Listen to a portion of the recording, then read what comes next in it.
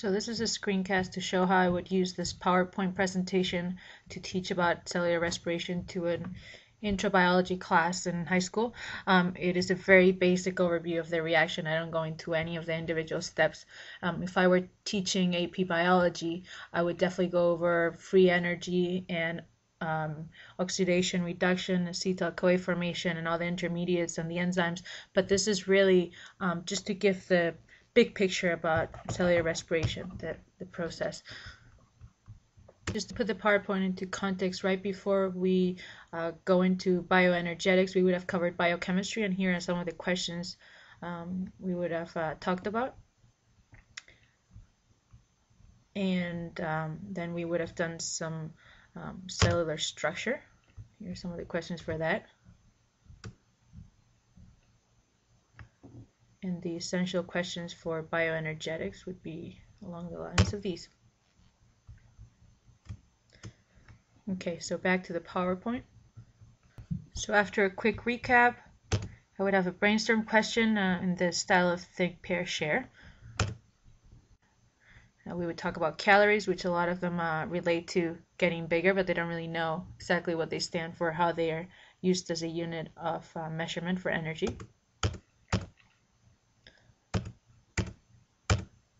Talk about where these calories are coming from and what types of molecules have the highest yield the highest energy per gram.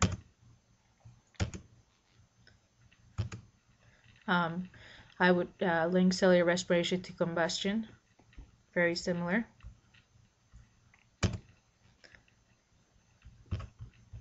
And after going over the basics of the reaction itself and where the energy is stored and what the reactants and the products are, I would introduce ADP and ATP, and then we would go on to our role play. Actually, before that, we would review where cellular respiration takes place in the mitochondria.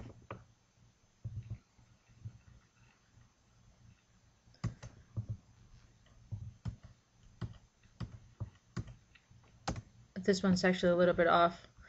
It should be right in here. I think it got moved somewhere along the process of doing all this techie stuff. And now we would do our role play, which I wanted to show you. First thing, we would hand out roles. Students represent molecules, and the classroom and the hallway are the sites of cellular respiration. Classroom would look like when we were doing the role play.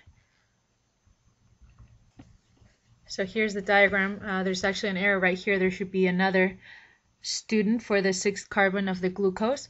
You can see the pyruvates here. The classroom represents the cytosol where glycolysis takes place. And we would have some ADPs around and some NAD+ and FADH.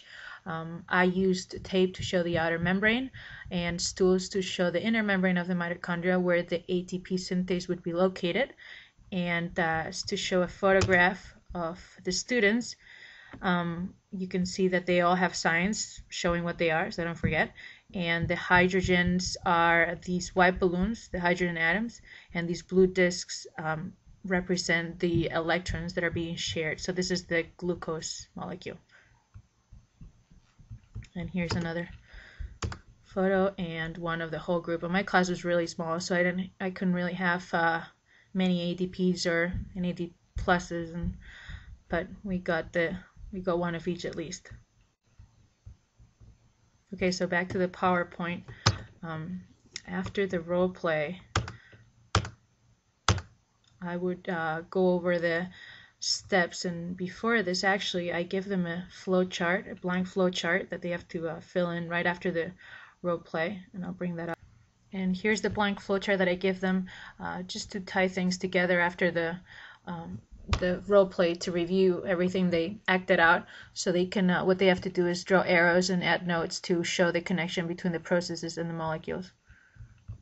And then once they complete that, we would go back to the PowerPoint and go over the actual steps in a little bit more detail so they can check their answers to their flow charts or their concept maps. And then I'd show them this animation for the action of ATP synthase. It's a neat little animation.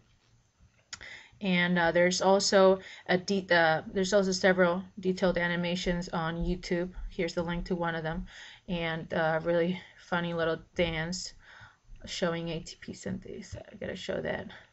So here's the little dance.